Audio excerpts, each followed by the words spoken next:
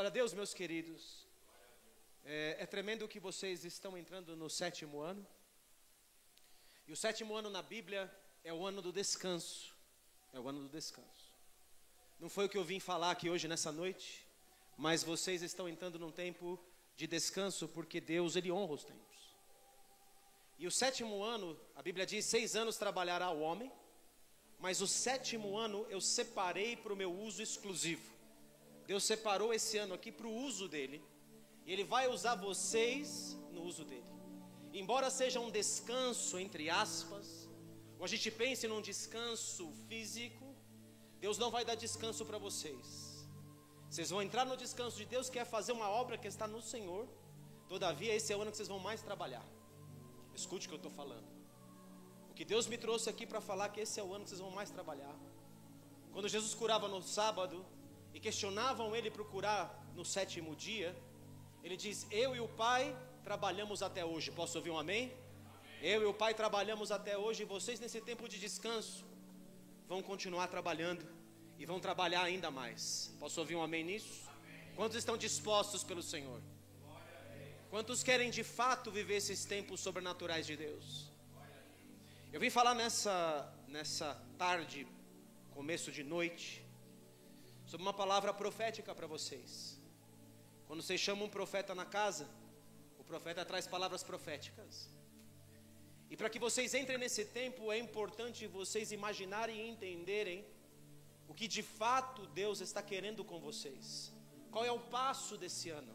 O que Deus espera do 4G nesse ano? E tem jovens aqui, porque não é diferente conosco, jovens.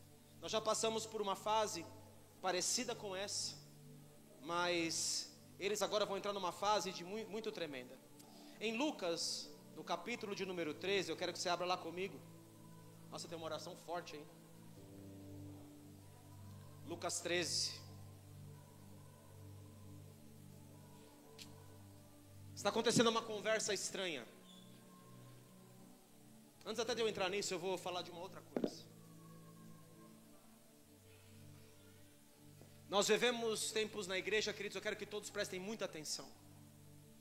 Nós vivemos tempos na igreja de um chacoalhar de Deus.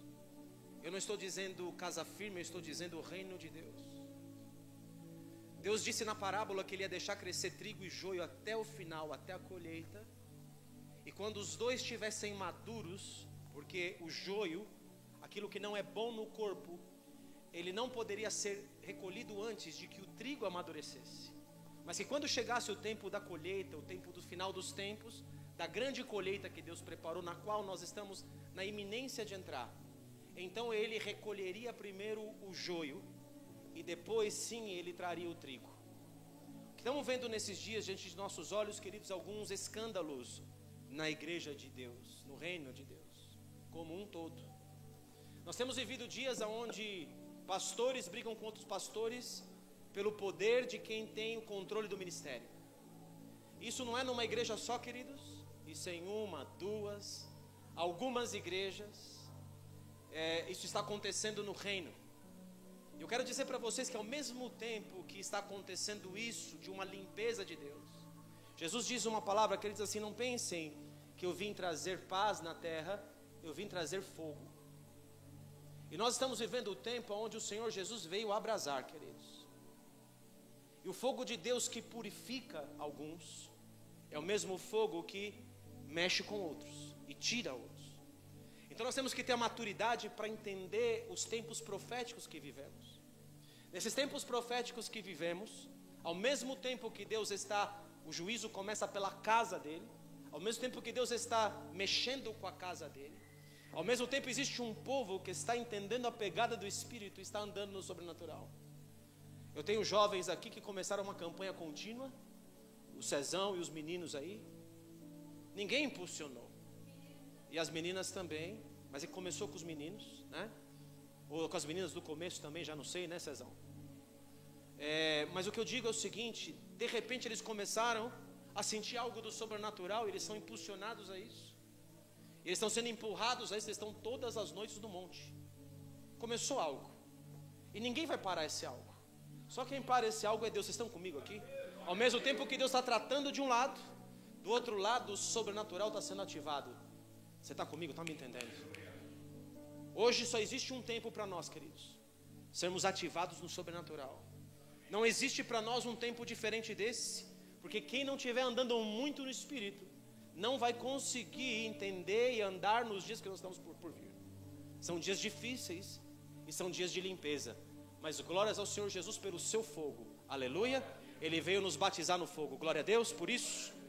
Em Lucas capítulo 3, quem está posicionado não deve temer, mas deve se alegrar, glória a Jesus, porque esse é o tempo que Deus preparou para ele vir.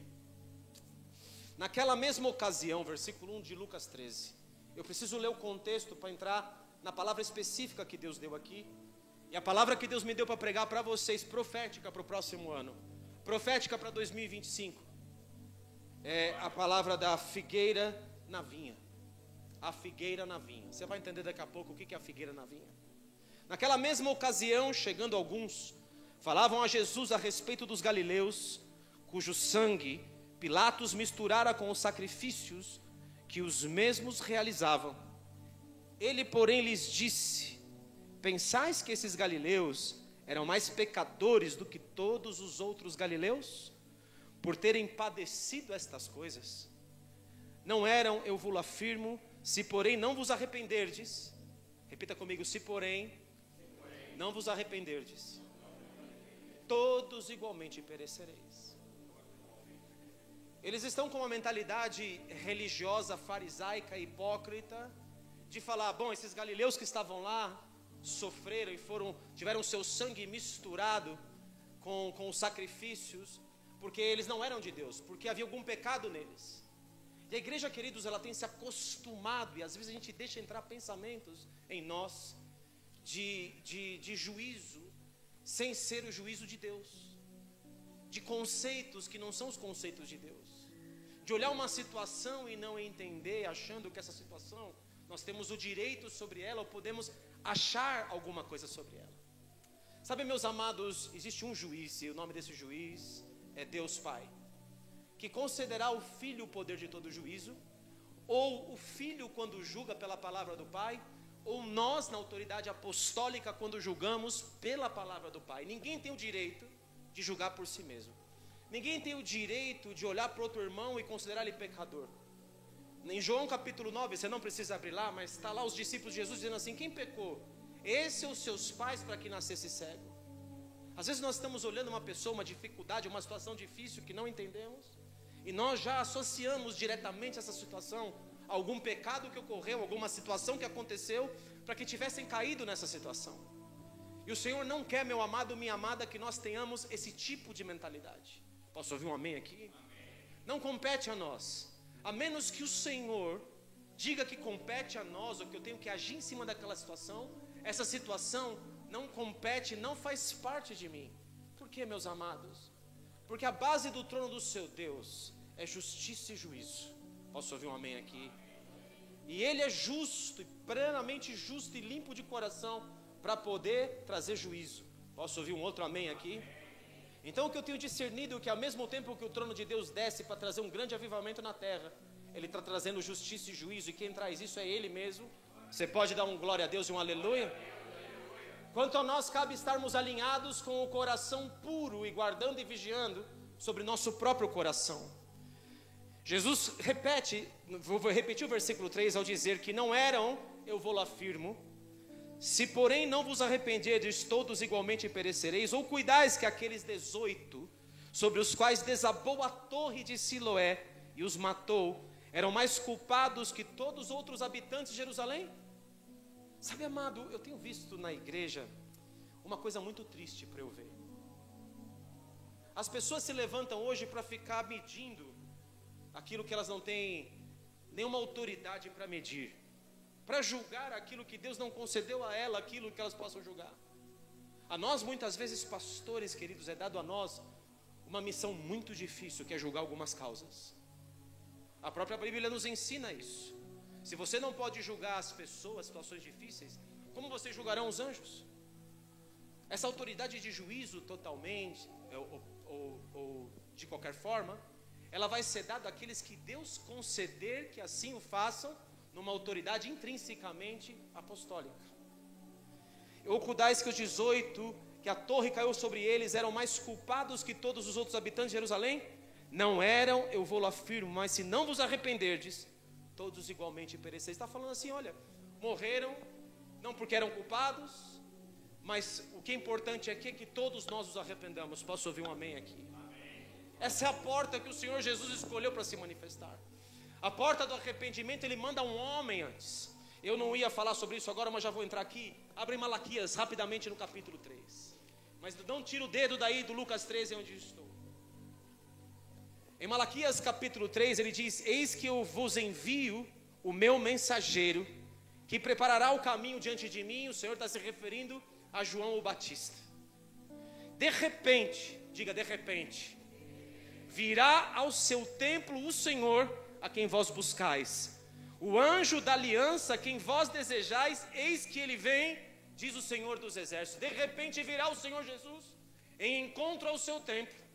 E o que prepara a vinda do Senhor Jesus para que venha ao seu tempo é a entrada de um homem chamado João Batista, que pregava: arrependei-vos, porque está próximo o reino dos céus. Aleluia. E ele diz: mas quem poderá suportar o dia da sua vinda? E quem poderá subsistir quando ele aparecer? Porque ele é como o fogo do ourives e como a potassa dos lavandeiros. Assentar-se-á como derretedor e purificador da prata. Purificará a nós, os filhos de Levi, e os refinará como ouro e como prata. Eles trarão ao Senhor justas ofertas. Então a oferta de Judá e de Jerusalém será agradável ao Senhor, como nos dias antigos, como nos primeiros anos. Você pode dar um aleluia e glória a Deus? O que prepara a vinda do Senhor, querido, sempre foi e sempre será o arrependimento. A primeira vinda, quando os demônios, quando ninguém esperava, porque os demônios na boca deles dizem: vieste, Senhor, atormentar-nos antes do tempo. Significa que eles não esperavam que o Senhor Jesus viesse naquele instante, que os pegou de surpresa, porque de repente veio ao seu templo, a casa de Israel, o Senhor Jesus. E quando ele chega na casa de Israel, para colher os frutos dessa casa de Israel, ele não consegue colher os frutos da casa de Israel, porque a casa de Israel estava vivendo um evangelho diferente daquele que ele queria viver. Era um povo que não estava arrependido a respeito das coisas que Deus queria fazer, e não reconheceram o seu Messias. Não reconheceram, embora os demônios até reconhecessem, o povo de Israel não pôde reconhecer, e não entenderam os dias que viviam. Mas vocês são muito inteligentes, vocês estão ligados no Espírito, e vocês vão discernir muito bem os dias que vivemos. E então ele passa a falar uma parábola para contracenar ou contrapor esse fato do que ele está falando, essa mentalidade acima, essa mentalidade que eles estão dizendo: quem será que pecou? Onde está o pecado para que essa situação acontecesse? E então ele entra e diz: então Jesus proferiu a seguinte parábola: certo homem tinha uma figueira plantada na sua vinha, e vindo procurar fruto nela, não achou. Pelo que disse ao viticultor: há 3 anos eu venho procurar fruto nesta figueira e não acho. Podes cortá-la, para que está ela ainda ocupando inutilmente a terra? Ele, porém, respondeu: Senhor, deixai ainda este ano, até que eu escave ao redor dela e lhe põe estrume. Se vier a dar fruto, bem está, se não, mandarás cortá-la. Está comigo aqui? Uma coisa que nunca me chamou a atenção, que me chamou a atenção hoje. Havia uma figueira estéril, mas havia uma figueira estéril num lugar estranho, porque a figueira estéril, ela está dentro de uma vinha. É muito estranho. Como pode haver uma figueira que não dá frutos dentro de uma vinha que simboliza a vida e vida e abundância? Vou ampliar um pouquinho para vocês entenderem uma coisa que vai acontecer aqui. Note bem, meus filhos. Já vou dizer e antecipar o que Deus espera do 4G para o próximo ano. Deus espera do 4G e ele vem o agricultor. O agricultor de João capítulo 11 é Deus Pai. Deus Pai vai passar revista aqui no meio do 4G. Porque ele vem procurar uma coisa, ele vem procurar frutos. Posso ouvir um amém? E ele vem procurar frutos e ele encontrará frutos. Eu declaro isso em nome de Jesus. Ele vem procurar frutos e ele encontra frutos. Ele vem a sua videira, ele diz, eu sou a videira, Jesus diz, mas vós sois os ramos. Toda árvore que está em mim e produz fruto, o Pai vem para podar, para que produza mais fruto ainda. Mas se ela não produz fruto, eu corto ela da minha videira, eu corto ela de Jesus, que é a videira que está no jardim. Ele diz, eu sou a videira. O que a videira produz, queridos? A videira produz o vinho, produz o suco de uva, produz o vinho novo. Jesus disse que ele não tomaria do fruto da figueira até o dia que ele vai tomar conosco no céu, mas o Pai está vindo para ver se há vinho, se há vida dentro de nós. O Senhor está vindo passar passar a revista em nós, para saber se nós estamos produzindo os devidos frutos ou não. E Ele também vai dizer especificamente qual é o fruto que Ele espera desse ministério para o próximo ano. Amém, meus queridos? Estão comigo até aí? Então quem é a videira? A videira é uma árvore que estava no jardim de Deus.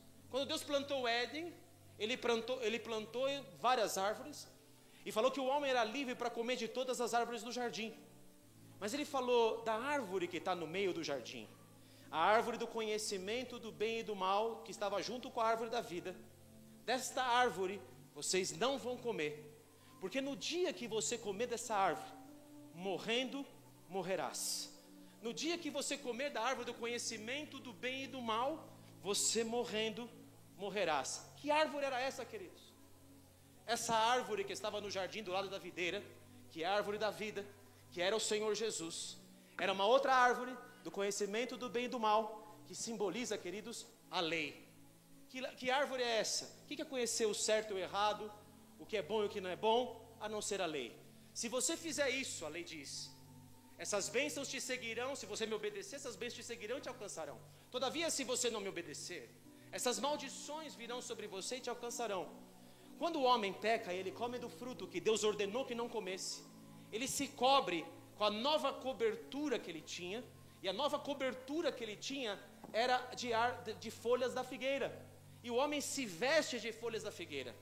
E Deus fala, não, essas vestes de folha de figueira, elas não estão adequadas para você. Então arranca essas vestes, porque Deus vai lá, mata um animal. Quando o Senhor mata um animal e tira a pele desse animal, ela vem com sangue. A única coisa que nos cobre, o que cobre o pecado, querido filho e filha, é a vida de Deus, é o sangue de Cristo. Posso ouvir um amém? Todavia eles comeram do fruto, e começaram a viver desse fruto que eles comeram, que era da árvore do conhecimento do bem e do mal. Em outras palavras, o nome dessa árvore, eu vou dizer qual é ela para você, ela é a figueira. Então, pastor, o que está acontecendo de estranho aqui nessa parábola é uma coisa estranha, porque existe uma figueira, uma árvore do conhecimento do bem e do mal, dentro do reino de Deus. Essa árvore, ela pode se manifestar dentro do reino de Deus, como ela pode se manifestar dentro das nossas próprias vidas, quando nós nos deixamos envolver por esse tipo de pensamento que o Senhor Jesus está repreendendo nos versículos anteriores, ao dizer, arrependei-vos, porque senão todos vós perecereis. E o que eu tenho visto que me entristece na igreja são pessoas que vieram cheios de pecado, cheios de situações difíceis, cheios de problemas que nós conhecemos todos, e de repente elas se tornam tão santas, mas tão santas, e que elas olham para você e falam assim, puxa, mas não vejo tanta santidade na sua vida, quando na verdade, o que Deus nos recomenda é que nós olhemos para nós mesmos, para entender se deixamos entrar dentro do nosso coração alguma informação que nós nunca deveríamos ter deixado entrar. É interessante dizer que por 3 anos o Senhor veio buscar fruto nessa figueira, e Ele não encontrou frutos nela.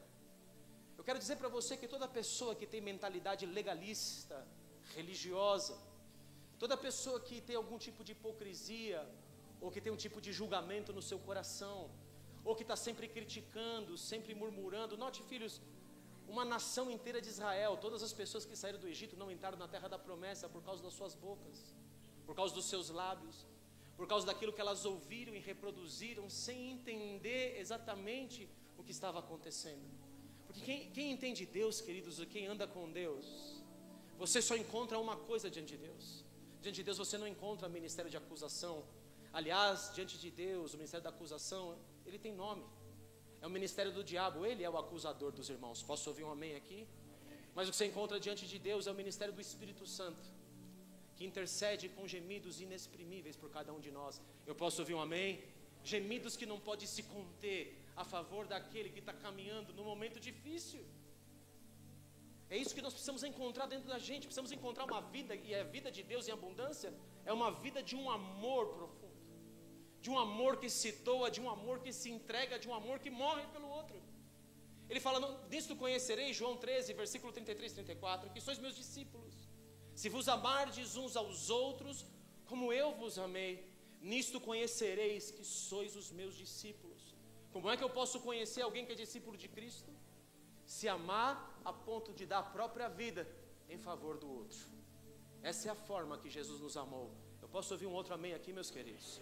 Vocês estão comigo? Interessante então que ele ficou, por 3 anos ele foi buscar fruto e viu que essa figueira era estéril, embora ela estivesse no jardim da vida. Embora a vida de Deus estivesse ao redor dela, essa figueira não produzia fruto. Às vezes há pessoas no reino, queridos, que você vai lá, você aduba, você tenta, você retenta, você fala de novo, mas a coisa, às vezes, filhos, não anda porque são figueiras que não produzem frutos. Não produzem frutos ministeriais, não produzem frutos do Espírito de Deus, de mansidão, de domínio próprio, de amor, de longanimidade, de paz. São pessoas que estão ali e você está esperando um fruto bom, mas quando você chega lá, é estéril. Não conseguiu gerar nada, não conseguiu fazer nada. E esse é o tempo de grandes frutos, queridos, é o tempo da grande colheita que Deus falou. Para dizer que em 3 anos o Senhor foi buscar fruto em Israel. O ministério do Senhor Jesus começa em João capítulo de número 2, abre comigo lá em João 2. E não é à toa que o Senhor Jesus em João capítulo 2, ele vai transformar a água em vinho. E o Senhor Jesus, ele vem para uma festa de bodas. De repente veio ao seu templo o Senhor para colher algo de Israel. Mas quando o Senhor Jesus chega para colher algo da nação de Israel, o que ele vai deparar é com uma coisa que ele não queria. É algo que ele não veio para colher, ele veio colher outra coisa. Quando ele chega, ele vai fazer o milagre, transformando água em vinho. E para encurtar a palavra, água é a palavra, vinho é o sangue de Jesus, e o sangue de Jesus é a vida do corpo. Então o que o Senhor Jesus veio beber nesse casamento, o vinho que ele veio beber, o que ele veio buscar, eram os frutos da videira, os frutos de vida do povo dele. Mas de repente ele se depara com um povo contradizente, com um povo infelizmente hipócrita, um povo que lutava por posições, um povo que era raça de víboras, um povo que tinha aparência de quem servia a Deus, mas não servia a Deus. O que o Senhor Jesus encontra não é aquilo que ele veio buscar, não eram os frutos que ele veio até aquele lugar para buscar, não era isso que ele queria encontrar. E então, em João capítulo 2, no versículo 13, depois desse milagre de transformar água em vinho, estando próxima a Páscoa, a festa dos judeus, versículo 13, subiu Jesus para Jerusalém. E encontrou no templo os que vendiam bois, ovelhas e pombas e também cambistas assentados. Tendo feito um azorrague de corda, expulsou todos do templo, bem como as ovelhas e os bois, derramou pelo chão o dinheiro dos cambistas e virou as mesas. E disse aos que vendiam as pombas: tirai daqui estas coisas, não façais da casa do meu pai casa de negócio. Lembraram-se os seus discípulos do que está escrito: o zelo da tua casa me consumirá. Perguntaram-lhe, pois, os judeus: que sinal nos mostra para fazeres estas coisas? Como é que você pensa Jesus está fazendo isso? Como é que pode fazer isso? Como é que você pode virar as mesas? Como é que você pode julgar a nossa atitude? E o Senhor Jesus lhes respondeu: eu vou destruir esse santuário, e em 3 dias eu vou reconstruí-lo. Oh, glória a Deus. Replicaram os judeus: em 46 anos foi edificado esse santuário, e tu em 3 dias o levantarás? Ele, porém, se referia ao santuário do seu corpo. Quando, pois, Jesus ressuscitou dentre os mortos, lembraram-se os discípulos de que dissera isto, e creram na Escritura e na palavra de Deus. O Senhor Jesus entra no seu ministério terrestre. O primeiro milagre que ele faz é um milagre numa festa de casamento. Queridos, o Senhor Jesus está voltando para uma outra festa de casamento, porque aqui não era o tempo do casamento, mas o Senhor vem buscar a mesma coisa.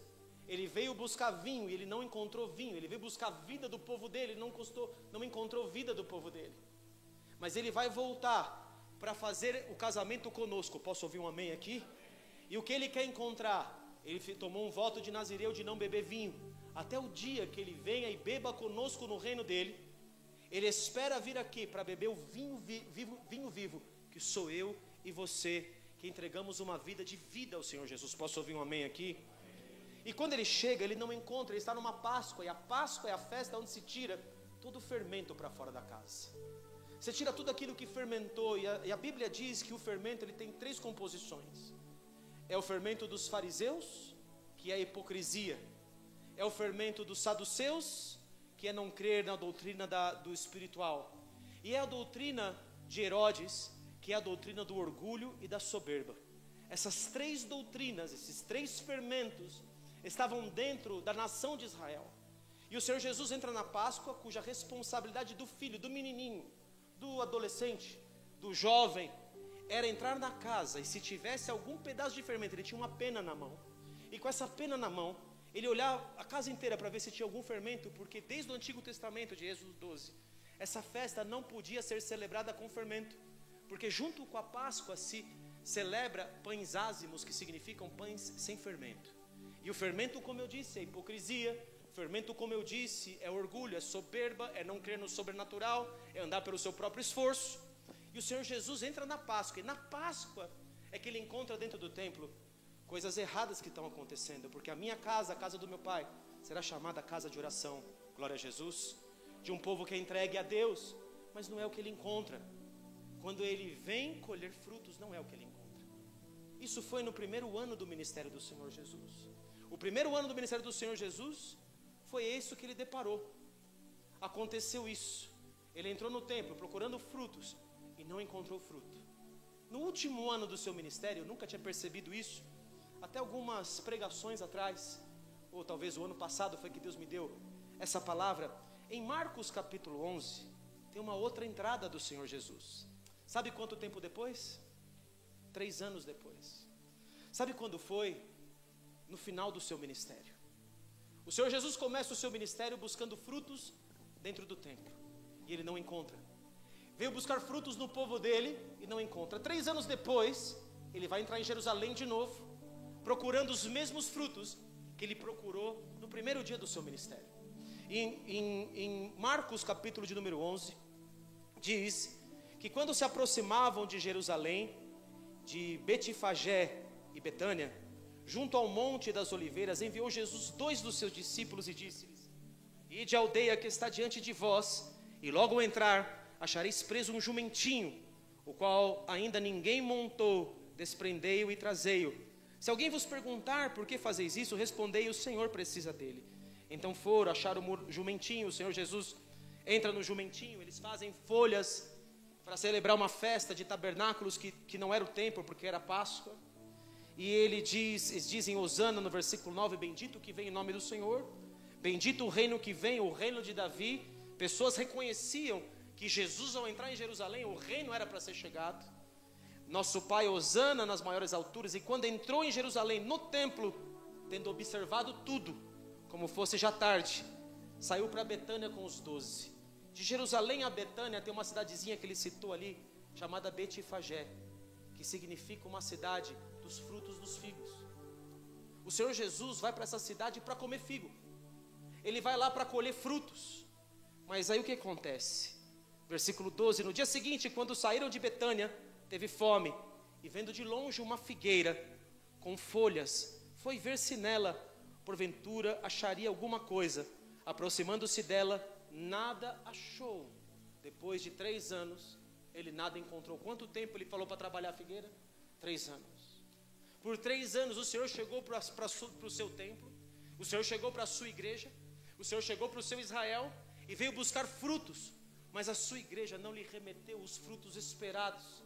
E é interessante que ele para diante da figueira com folhas, e quando a figueira deu folhas, ela antes dá fruto, depois as folhas. Isso no que tange o natural. No natural, era natural que o Senhor Jesus encontrasse um figo ou outro na figueira, mas ele não encontrou figo algum, porque as folhas já tinham nascido, e o tempo dos frutos já tinha acabado, e não achou senão folhas, porque não era tempo de figos. Interessante essa frase. Não era mais tempo de figos.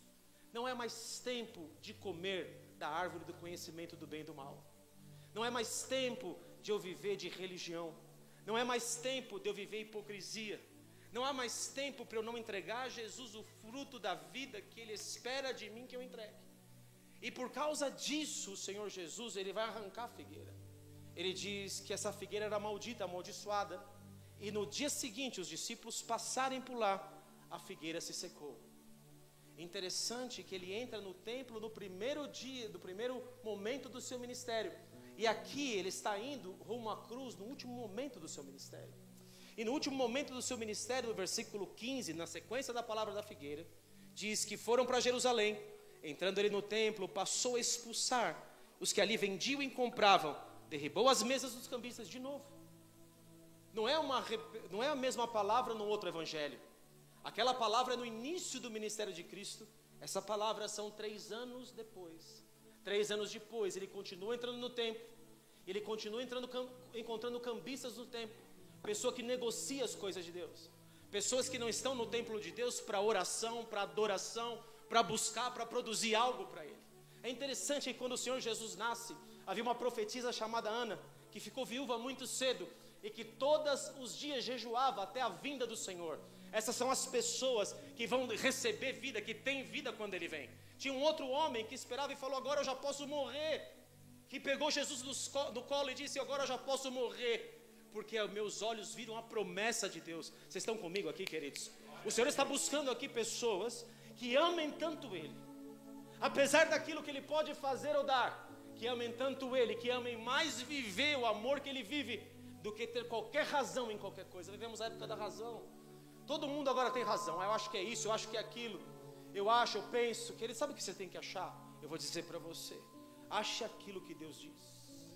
Procure ouvir a voz que vem da boca dEle.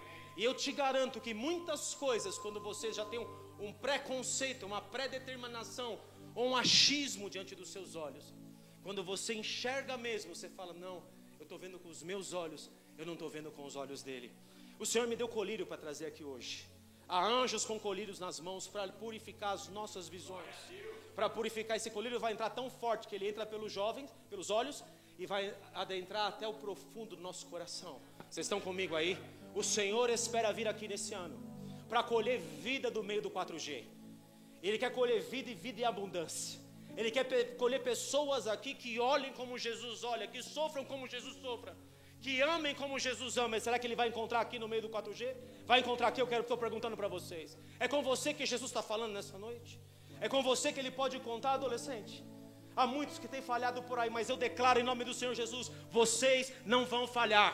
Em nome de Jesus, vocês vão produzir vida e vida em abundância. Vocês vão ser o abraço para aquele que não tem abraço.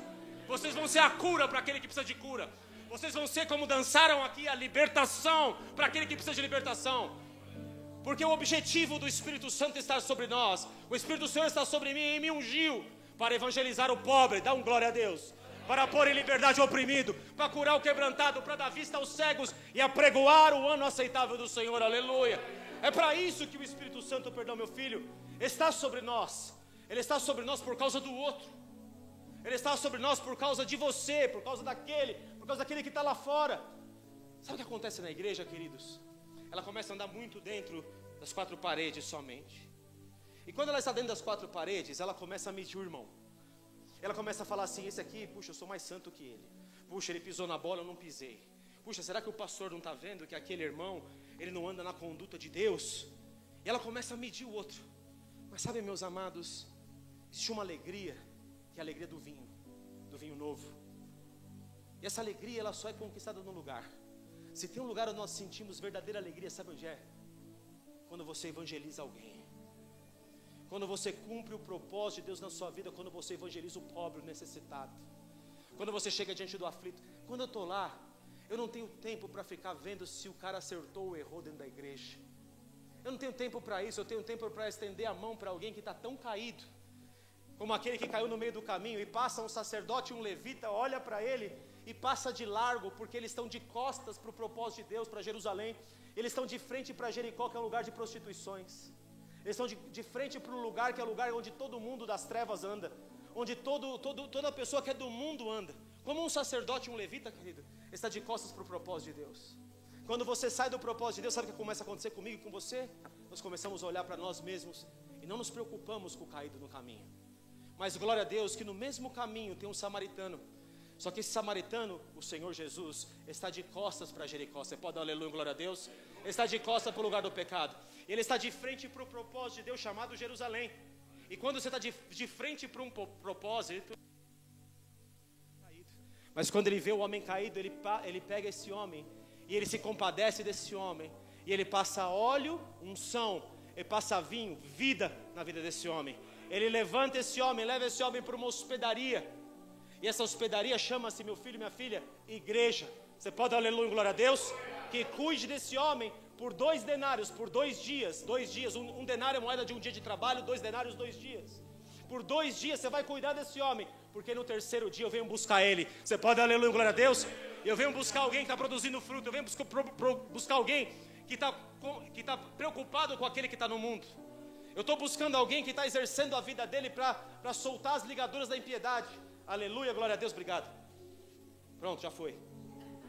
Porque a gente vai estar com essa toalhinha, não com essa aí.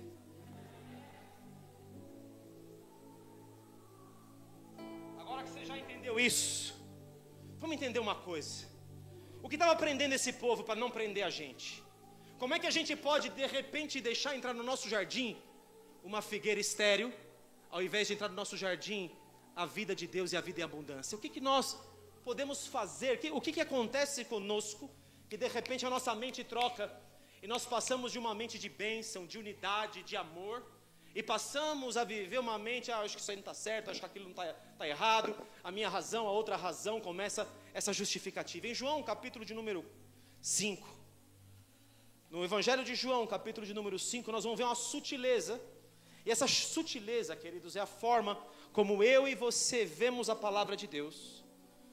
João capítulo 5, a partir do versículo de número 30. João 5:30.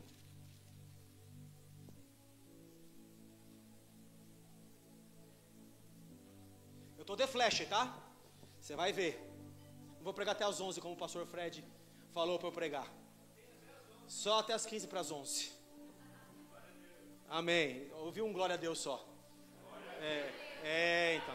Vocês precisam gostar mais da palavra de Deus, meus filhos. Versículo 30.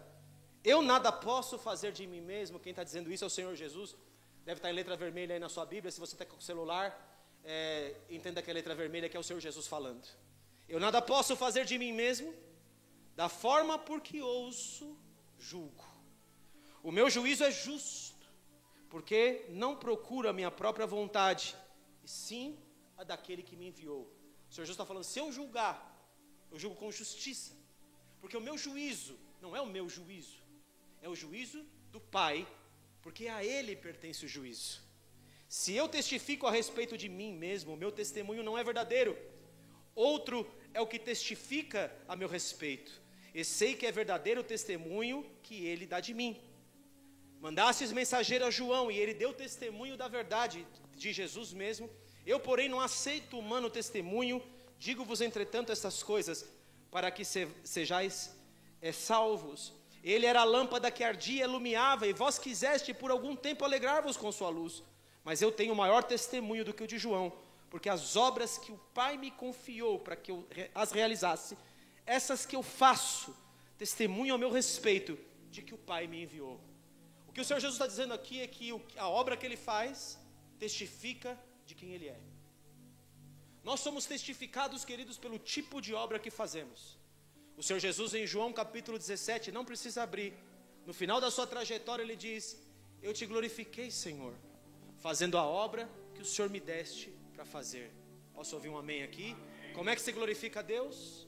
Fazendo a obra que Ele destinou a cada um de nós para fazer. O Espírito Santo me fala para fazer uma pergunta a você. Você sabe a obra que Deus conta com você? Você já descobriu em Deus o propósito da sua vida?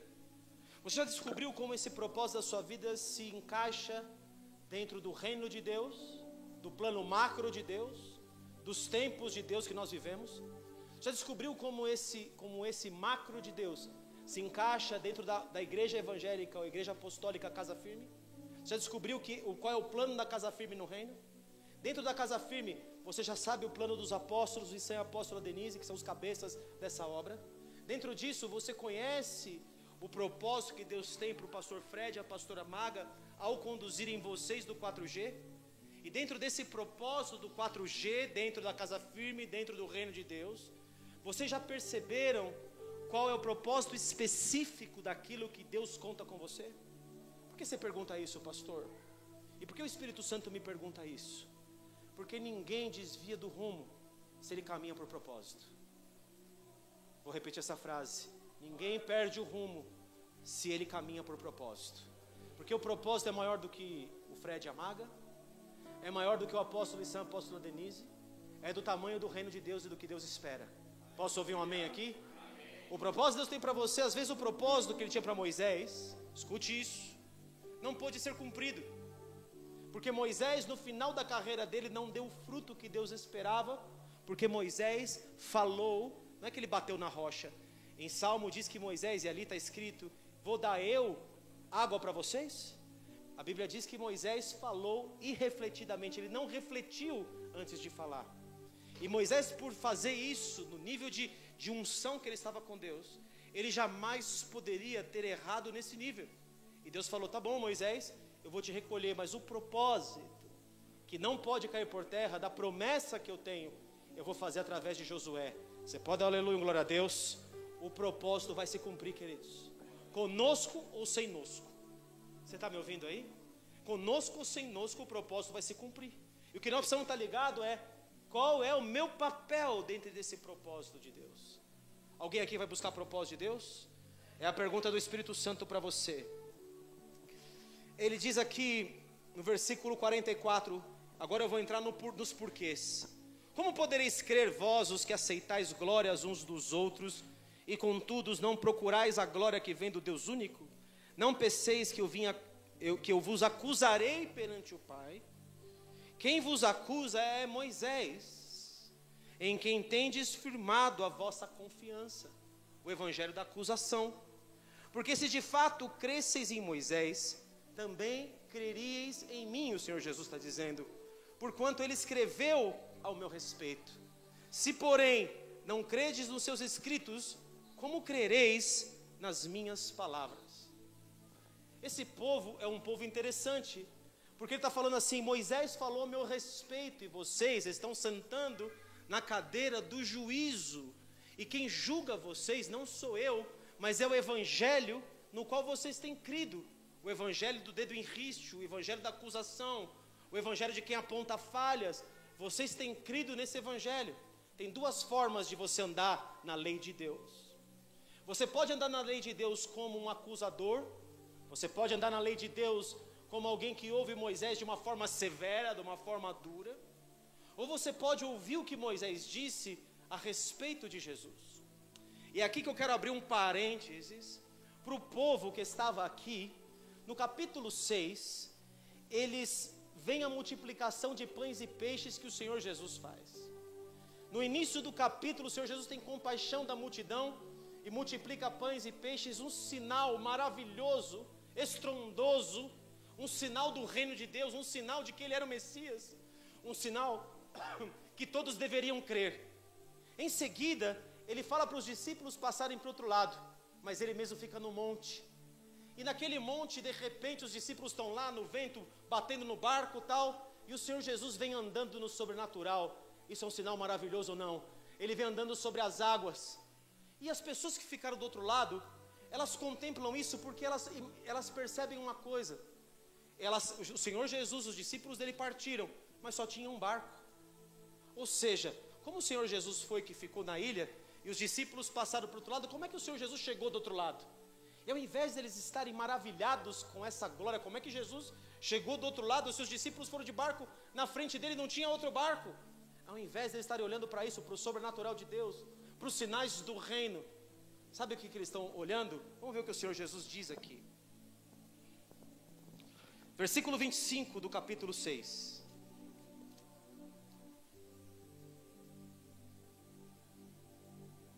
E tendo encontrado no outro lado do mar, lhe perguntaram, mestre, quando chegastes aqui, como é que você chegou se não tinha barco? Respondeu-lhe Jesus: em verdade vos digo, vós me procurais, não porque vistes sinais de eu multiplicar pães e peixes, não me procuram porque eu andei sobre as águas e não tinha barco do outro lado, mas vocês me procuram porque comeste dos pães e vos fartastes. Vocês me procuram por aquilo que eu posso dar e não por aquilo que eu sou. Vocês dizem que estão aqui porque adoram a mim em espírito e verdade, mas na verdade vocês estão me buscando e o coração de vocês está distante de mim. Trabalhai não pela comida que perece, mas pela que subsiste para a vida eterna, a qual o Filho do Homem vos dará, porque Deus o Pai o confirmou com seu selo. Dirigiram-se, pois, a ele perguntando: o que faremos, Senhor, para realizar as obras de Deus então? Respondeu-lhe Jesus: a obra de Deus é essa, só tem uma coisa que temos que fazer, que creiais naquele que por ele foi enviado. Mas o que acontece aqui que chama minha atenção? Então lhe disseram eles: que sinal fazes para que vejamos e creiamos em ti? Depois dele multiplicar pães e peixes, depois dele andar sobre as águas, o Vagnão pegou aqui. Depois de ele fazer tudo isso, eles estão pedindo sinais, queridos. Às vezes nós estamos pedindo sinal do reino, e o sinal do reino já foi manifesto. Quantos sinais do reino você viu, querido, querida? Quantos sinais do Espírito Santo, quantas pessoas curadas, quantas profecias cumpridas? Quantos sinais do reino Deus já nos deu, para a gente ainda estar pedindo sinal para Ele, para que a gente possa crer. A palavra de Deus que é bem-aventurado aquele que não viu a Jesus e creu. Você pode dar um aleluia, um glória a Deus? O Senhor trabalha com gente que crê, filho, filha. Dá um sinal então para que a gente creia. Nossos pais comeram o maná no deserto, como está escrito: deu-lhes a comer pão do céu. E Jesus replicou: e Jesus, em verdade vos digo, não foi Moisés quem vos deu o pão do céu. O verdadeiro pão do céu é meu Pai que vos dá, porque o pão de Deus é o que desce do céu e dá vida ao mundo. Eu vim aqui dar vida para vocês, eu sou o pão do céu. E eles murmuram, se escandalizam nele, porque não estavam recebendo a palavra dele, filhos, filhas. É muito triste você ver isso, mas por quê? Porque o Moisés que eles criam era o Moisés da lei. Mas sabe o que eles falavam desse maná, que eles estão cobrando Jesus de fazer um milagre e trazer maná do céu? Sabe o que eles falavam quando estavam lá no deserto? Sabe o que eles diziam quando eles não podiam entrar na terra da promessa? Sabe o que eles falavam? Em Números, capítulo de número 21, versículo de 4 a 6. Números 21, 4 a 6. Eles vão dizer o que eles achavam desse pão, esse sinal que eles estão cobrando o Senhor Jesus de fazer. Então partiram do Monte Or pelo caminho do Mar Vermelho a rodear a terra de Edom. Porém o povo se tornou impaciente no caminho. Não chega a promessa, as coisas não acontecem, não entramos na terra que Deus prometeu. E o povo falou contra Deus e contra Moisés: por que nos fizeste subir do Egito para que morramos nesse deserto, onde não há pão nem água? E a nossa alma está farta, tem fastio deste pão vil. Então o Senhor mandou entre o povo serpentes abrasadoras que mordiam o povo, e morreram muitos do povo de Israel. Veio o povo a Moisés e disse: havemos pecado quando temos falado contra o Senhor e contra ti. Ora ao Senhor que tire de nós as serpentes. Então Moisés orou pelo povo. Disse o Senhor a Moisés: faze uma serpente abrasadora, põe-na sobre uma haste, e será que todo mordido que a mirar viverá. Queridos, o povo recebia pão do céu todos os dias, mas eles se levantaram contra Deus e contra Moisés porque o tempo não se cumpria. E porque se levantaram contra Moisés, Deus enviou serpentes de julgamento, serpentes abrasadoras sobre eles, porque o foco deles estava no erro de Moisés, no erro de Deus, no erro de alguém. O que será que está acontecendo? Nós nunca vivemos aquilo que Deus prometeu. O que será que está acontecendo? Esse é o foco da pessoa, queridos, que está vivendo de forma legalista com Deus, está vivendo a palavra dura, a palavra que cobra, a palavra do erro, a palavra de medir as autoridades e achar que pode falar alguma coisa da autoridade. Mas como deveria viver o povo, e como vive o povo, que embora conheça a lei de Moisés, ele aponta para o lugar certo. Eu vou te dizer como vive esse povo. Está um pouquinho para frente, no livro de Deuteronômio, no capítulo 18, no versículo 15. Deuteronômio, capítulo 18. Por que Jesus disse que Moisés falou ao meu respeito? Por que Jesus disse: se vocês ouvissem Moisés pelo lado certo, vocês saberiam que eu sou o Messias. Por que vocês não têm olhado para mim de forma pura? E no capítulo 18, então, versículo 15, diz assim: o Senhor teu Deus te suscitará um profeta do meio de ti, de teus irmãos, semelhante a mim, a ele ouvirás. Esse profeta semelhante a Moisés, semelhante a mim, que ele está dizendo, é o Senhor Jesus. Posso ouvir um amém aqui? E a palavra que nós temos que ouvir é a palavra de Jesus. Ele diz que a lei veio através de Moisés em João capítulo 1, mas a graça e a verdade vieram através de Jesus. Posso ouvir um outro amém aqui? Segundo tudo o que pediste ao Senhor teu Deus em Horebe, quando reunido o povo, não ouvirei mais a voz do Senhor meu Deus, nem mais verei esse grande fogo para que não morra. Então o Senhor me disse: falaram bem daquilo que disseram, suscitar-lhe-eis um profeta do meio de seus irmãos, semelhante a ti, em cuja boca porei as minhas palavras, e ele lhes fará tudo o que lhe ordenar. De todo aquele que não ouvir as minhas palavras, que ele falar em meu nome, disso lhe pedirei contas. E agora você começa a imaginar, no dia do Monte da Transfiguração, queridos, que Jesus se glorifica diante dos discípulos, aparece a sua glória, juntamente com o Senhor Jesus, aparece Moisés e aparece Elias. E o Senhor Deus Pai, o agricultor, ele vem na nuvem e fala assim: este é meu filho amado, a ele ouvi. Você pode, aleluia, glória a Deus? Vamos ouvir o Senhor Jesus. O que o Senhor Jesus disse, o que Moisés disse a respeito de quem nós devemos ouvir. E não ouvir qualquer coisa, qualquer palavra, qualquer pessoa, mas ouvir a partir de Deus. Ele fala lá em Hebreus capítulo 1. Estou encerrando aqui já, tá? Vem comigo. E já vou entregar o que Deus quer que eu entregue para vocês. Calma aí. Hebreus capítulo de número 1.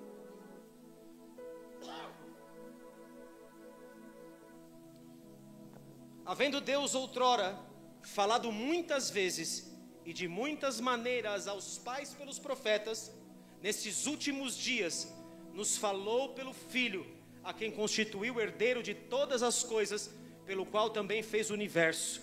Ele que é o resplendor da glória, a expressão exata do seu ser, sustentando todas as coisas pela palavra do seu poder, depois de ter feito purificação dos pecados, assentou-se à direita de Deus, da majestade nas alturas.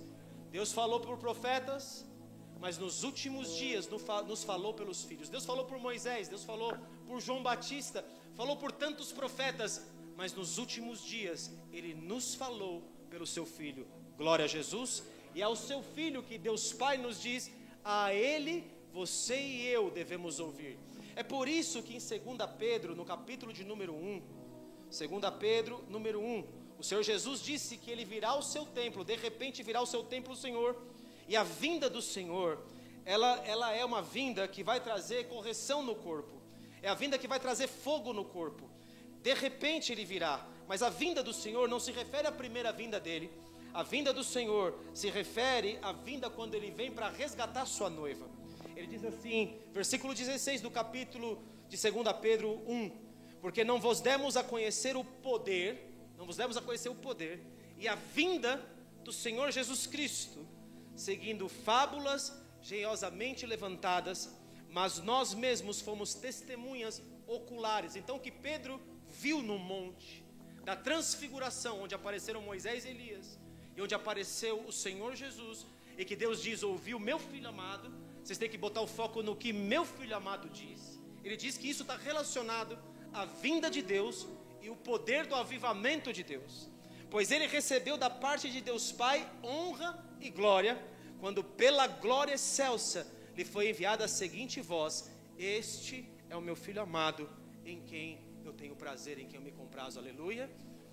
É por isso que precisamos ouvir a Ele, porque o Pai testificou que o evangelho que nós precisamos ouvir não é o evangelho da lei, é o evangelho da graça. É por isso, queridos, que pessoas espreitam no caminho querendo nos dissuadir ou nos retirar do propósito de Deus. Em Gálatas, no capítulo de número 3, e Paulo diz que é melhor o fim das coisas do que o começo delas, do que o início delas.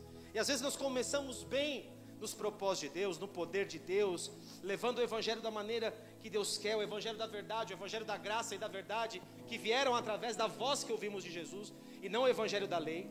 Mas ele diz aqui, ó, Gálatas insensatos, versículo 1, Quem vos fascinou a vós outros, ante cujos olhos foi Jesus Cristo exposto como crucificado?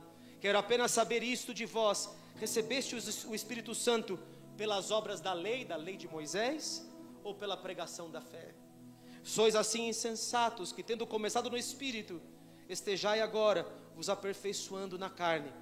E ele diz que os da fé são filhos de Abraão. No versículo 6 ele diz: é o caso que Abraão, que creu em Deus, e isso lhe foi imputado para a justiça.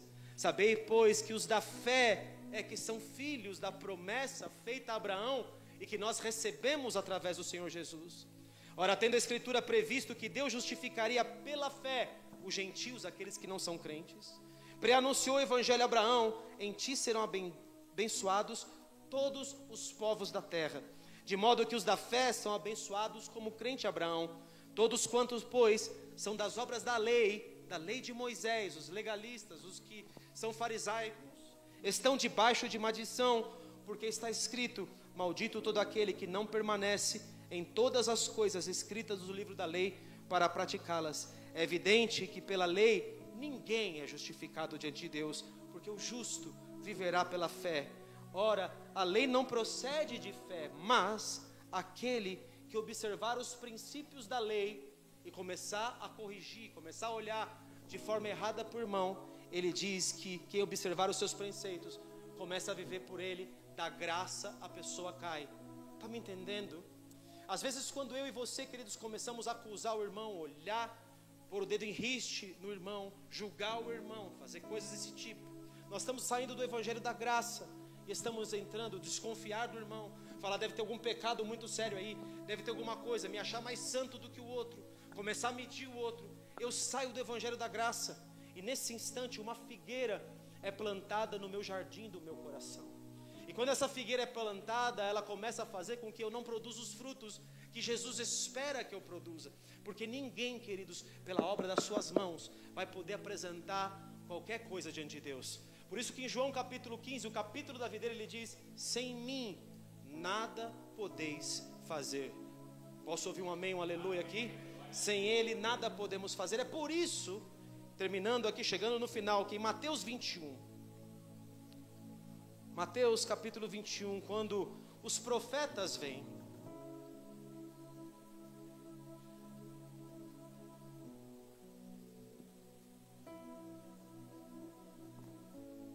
em Mateus 21, versículo 33, diz assim: atentrai noutra palavra. Havia um homem, dono de casa é Deus Pai, plantou uma vinha. Ele plantou o seu reino representado por uma vinha, cercou-a de uma sebe, ele protegeu aquilo que ele plantou, construiu nela um lagar, edificou-lhe uma torre e arrendou-a a uns lavradores, depois se ausentou do país. O que Deus Pai fez? Ele planta uma vinha, ele protege essa vinha e ele arrenda, que significa Deus deu por um determinado período de tempo essa vinha para que o homem cuidasse e produzisse o vinho, o fruto que ele esperava. E então, depois que ele fez isso, diz que ao tempo da colheita, repita comigo: colheita. Nós vivemos os dias da grande colheita. Posso ouvir um amém aqui? E eu começo a liberar a palavra que Deus tem sobre o 4G, colheita. Esse ano é o ano da colheita de vocês. E a colheita de vocês não está aqui dentro. Posso ouvir um outro amém aqui? Um glória a Deus? Amém. Arrendou aos lavradores e depois se ausentou do país. Ao tempo da colheita enviou os seus servos aos lavradores para receber os frutos que lhe tocavam. E os lavradores, agarrando os servos, espancaram a um, mataram a outro e a outro apedrejaram. Enviou ainda outros servos em maior número, os profetas, e também mataram esses da mesma sorte. E por último, enviou-lhes o seu próprio filho, dizendo: a meu filho respeitarão. Quem é o filho, queridos? Jesus. Deus por último enviou para Israel o próprio filho, para colher os frutos. Eles mataram os profetas porque eles não queriam se arrepender. Foram espalhados pela terra porque não queriam produzir os frutos de arrependimento que Deus queria deles.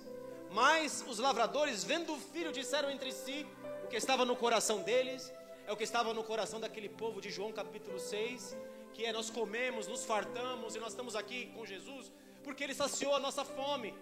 Ele nos deu aquilo que precisávamos. Ele nos deu casa, nos deu carro, nos deu bens, nos deu prosperidade material, nos deu coisas. Mas ele está falando assim: mas os lavradores, vendo o filho, disseram entre si: este é o herdeiro, ora, vamos, matemo-los e apoderemos da sua herança. Por que as pessoas caem no meio do caminho, queridos? Porque elas querem herança. Elas estão olhando para as coisas de Deus por aquilo que ela pode herdar, pela posição que ela pode ter. A maior parte das brigas que estamos vendo na igreja, sabe qual é? É pela herança. Quando você vê uma família que morre, um ente querido, os filhos dessa casa, eu já vi várias vezes, às vezes até cristãos, eles brigam por causa da herança. Sabe o que está acontecendo no reino de Deus, queridos?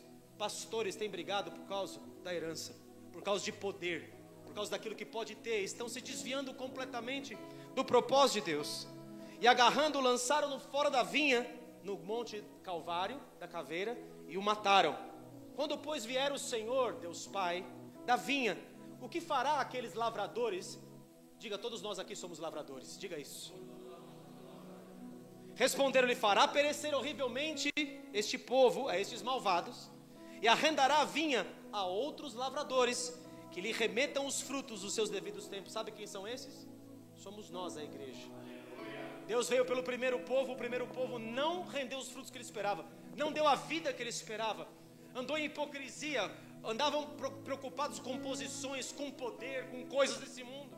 Mas ele falou: não, eu vou pegar essa vinha e vou colocar na mão de outras pessoas que vão render o fruto que eu quero. Eu vou colocar essa vinha na mão de verdadeiros adoradores. Eu vou colocar essa vinha em pessoas que não estão preocupadas com o que pode ter, mas estão preocupadas em me servir, em me adorar, que estão aqui entregues por mim. Assim como eu dei minha vida por elas, elas dão a vida por mim.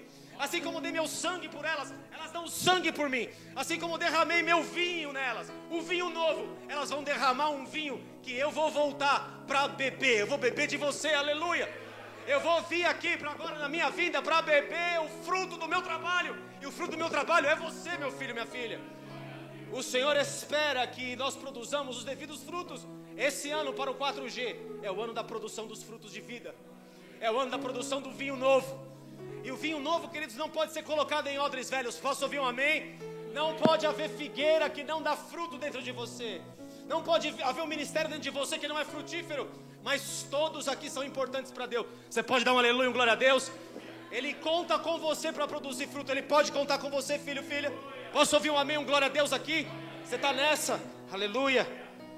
Perguntou-lhe Jesus: nunca lestes nas escrituras a pedra que os construtores rejeitaram, se referindo a ele mesmo? Essa veio a ser a principal pedra angular.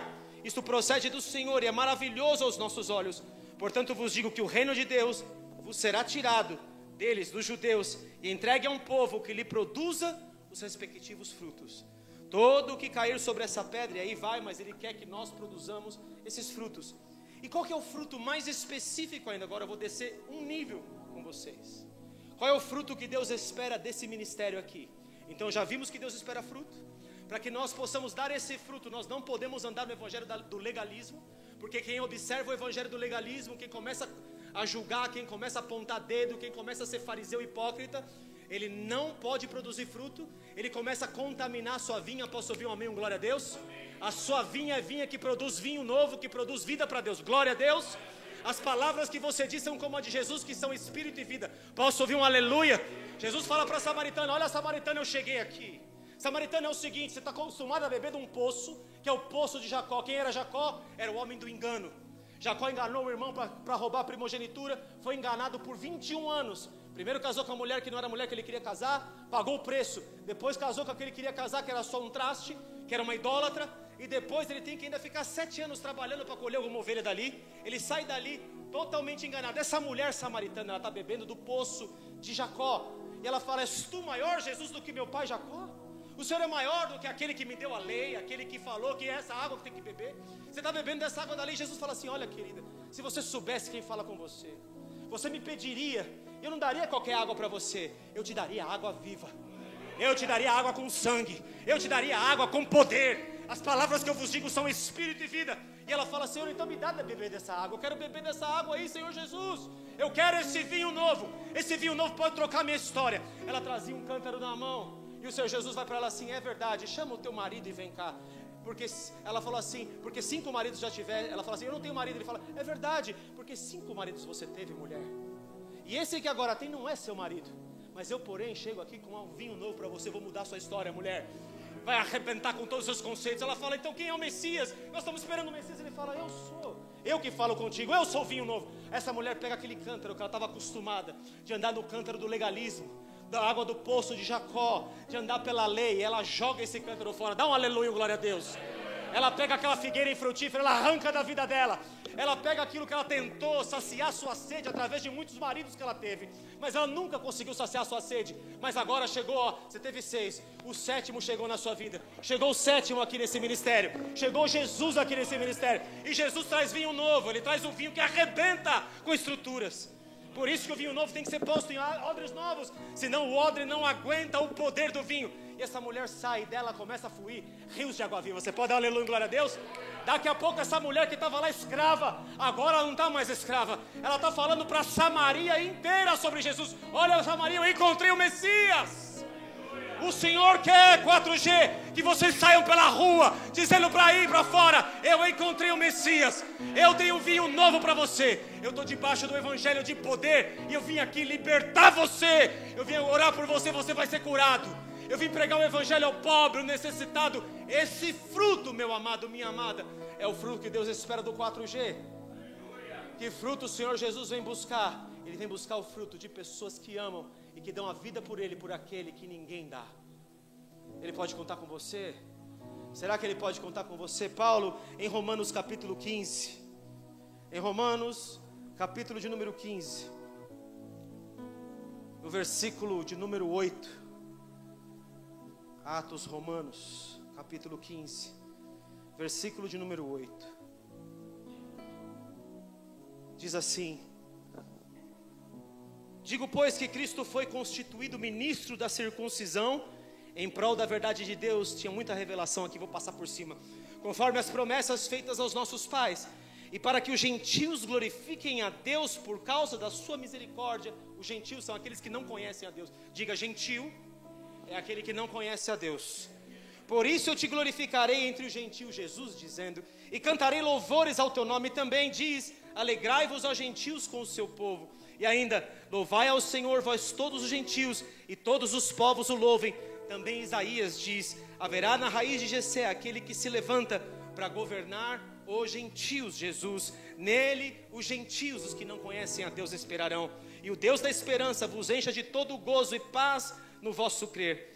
E deixa eu pegar outro versículo que eu quero aqui do capítulo 15, deixa eu ver se eu anotei isso, do 16 ao 25, diz assim: para que eu seja ministro de Cristo, eu e você, fala assim, eu quero ser ministro de Cristo entre os gentios. E agora escute, no sagrado encargo de anunciar o evangelho de Deus, de modo que a oferta deles seja aceitável, uma vez santificada pelo Espírito Santo. Tenho, pois, motivo de gloriar-me em Cristo Jesus, nas coisas concernentes a Deus, porque não ousarei discorrer sobre coisa alguma, senão sobre aquelas que Cristo fez por meu intermédio, para conduzir os gentios, os que não conhecem a Deus, à obediência por palavra e por obras, que eles também, os gentios, apresentem vinho novo a Deus, por força de sinais e prodígios. Você precisa ir, mas você precisa ir, filho, filha, debaixo de sinais e prodígios. Posso ouvir um amém, um glória a Deus aqui? No poder do Espírito Santo, posso ouvir um outro glória a Deus? De maneira que desde Jerusalém e circunvizinhanças até o Ilírico tenho divulgado o evangelho de Cristo, esforçando-me deste modo, por pregar o evangelho, não onde Cristo já foi anunciado, para não edificar em fundamento alheio. Antes, como está escrito, hão de vê-lo aqueles que não tinham notícia dele, e compreendê-los que nada tinham ouvido ao seu respeito. Alguém deu glória a Deus, já entendeu?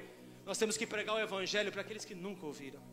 Nós gastamos muito tempo pregando o evangelho para alguns crentes que não dão fruto e não querem Deus. Mas vocês aqui não vão pregar o evangelho para quem nunca ouviu. Posso ouvir um amém, glória a Deus? Este é o ano de pregar para quem nunca ouviu. E não é à toa, queridos, que para encerrar, vou encerrar aqui. Deixa eu ver se eu vou encerrar aqui mesmo. Vou encerrar aqui mesmo. Deus fala para Pedro, para ele lançar a rede para o lado direito do barco. Jesus fala assim, eu preguei aqui nessa cidade, eu não vou parar aqui, porque queriam que ele parasse lá e aclamá-lo como rei. Queria que ele levantasse um ministério forte e poderoso. Mas ele fala assim, não, eu tenho que ir para outra cidade, porque o evangelho ainda não foi anunciado em outras cidades. Está comigo aí, jovens? Vocês estão comigo?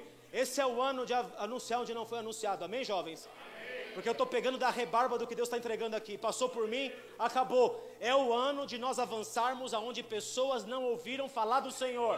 É o ano de pregarmos aonde pessoas ainda não pregaram. Entenderam, adolescentes? É esse o fruto que o Senhor vem buscar. E Paulo fala isso. Eu quero ir com vocês, mas até agora não fui. Mas o que eu busco, cadê aqui o versículo, meu Deus? 28. Tendo, pois, concluído isto, e havendo consignado este fruto, passando por vós, irei à Espanha. Eu vou produzir fruto, e o fruto que eu vou produzir é pregar o evangelho aonde nunca foi pregado. Aleluia, glória a Deus. Em Lucas capítulo 5 ele fala, tem que anunciar o evangelho em outros lugares. Ele vai e encontra Pedro, ele fala, lança a rede do lado direito do barco. Pedro faz uma grande pescaria, ele está levando o evangelho em lugares aonde não tinham sido alcançados, está descobrindo discípulos. Posso ouvir um amém? Eu vou dizer uma coisa para vocês, Deus vai levantar discípulos aqui de onde vocês menos esperam. Ele vai levantar pessoas comprometidas aqui, pastor Fred e pastora Magra, de onde vocês nunca imaginaram. Ele vai levantar pessoas aqui que o mundo diz que não dá para levantar, mas eles vão ser levantados através do vinho que vocês vão levar para essas pessoas. E Pedro está ali, ele fala assim, Pedro, a partir de agora você não vai ser pescador de peixes, você vai ser pescador de homens. Tudo bem aqui até aqui, queridos? E aí o Senhor Jesus dá uma promessa para eles, tremenda. Fica em Jerusalém até que do alto sejais revestidos de poder. E quando esse poder vier, ele fala assim, agora que verá o seu reino sobre a terra, vamos reinar. Jesus fala, não, mas recebereis poder, não compete a vocês saber tempos ou épocas, mas eu estou anunciando um tempo e uma época nova aqui. Eu estou anunciando um tempo onde o Espírito Santo ele tem um propósito. Recebereis poder ao descer sobre vós o Espírito Santo, e sereis minhas testemunhas, dentro da casa firme em Jerusalém, na Judéia, aqui nos bairros vizinhos, e até os confins da terra. Posso ouvir um amém? Esse é o ano, igreja, o ministério 4G, que vocês serão enviados a muitos lugares. Pastor Fred, pastora Maga, vocês orem, porque essa é a palavra que Deus tem para vocês, profética para esse ano. Esse é o ano de avançar, glória a Deus. Esse é o ano de dar esses frutos para o Senhor Jesus, é isso que Ele espera de nós. Então Pedro prega a palavra, não tinha ninguém, era uma igreja de 120 homens, ouviram falar na língua deles, um poder de Deus manifestou, mas não está completo, está faltando algo. Então Pedro fala, olha, esse é o Jesus que morreu, ressuscitou, seus pais mataram, entregaram ele para ser morto. Aí eles falam assim, fomos nós mesmos, caiu a ficha, caiu profundo neles, tem coisa errada aqui dentro de nós. Ele fala, então Pedro, o que faremos para sermos salvos? Pedro fala a frase, que é onde tudo começa e o fruto que Deus espera, arrependei-vos, e cada um de vós seja batizado em nome do Senhor Jesus. E naquele dia se adicionaram 3.000 almas. Você pode dar aleluia, glória a Deus? O Senhor quer adicionar almas aqui no 4G. Isso aqui vai ser uma bola, não vai ser bola de neve porque já existe esse ministério, vai ser um rolo compressor. A palavra que eu profetizo aqui para vocês é que vocês serão um rolo compressor. Não é mais do que isso. Não é um rolo compressor, porque agora eu tive uma visão. Sabe aquele negócio que entra nos campos, aquelas máquinas que entram nos campos gigantes para colher? Sabe aquelas que vêm vindo e atrás vai sendo colhido o trigo? Vocês, colheitadeira, muito obrigado, vocês serão uma colheitadeira do Senhor. Esse é o tempo da colheita sobre esse ministério. É o 7º, é o tempo de Deus. Para entrar nesse tempo é só através da fé. Eles não entraram porque foram incrédulos, mas todo aquele que creu entrou na terra da promessa, aleluia. É para quem crê. Tem alguém aqui que crê? Tem alguém aqui que sabe que Deus vai fazer isso aqui? Então dá um glória a Deus bem forte aqui nessa casa, em nome de Jesus. Deus pode contar com esse povo aqui, aleluia. Glória a Deus.